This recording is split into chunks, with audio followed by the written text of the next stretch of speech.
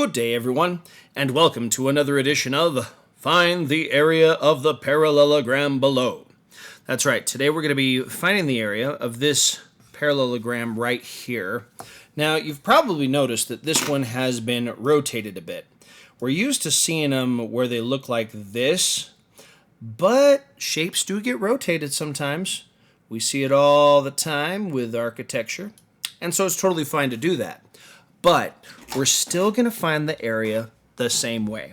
Remember, the area of a parallelogram can be found by simply taking the base and multiplying it by the height. So we have a base of 9, and we're going to go ahead and multiply it by a height of 7 inches, I should say. 9 inches times 7 inches, and we know that 9 times 7 is 63, which means that our area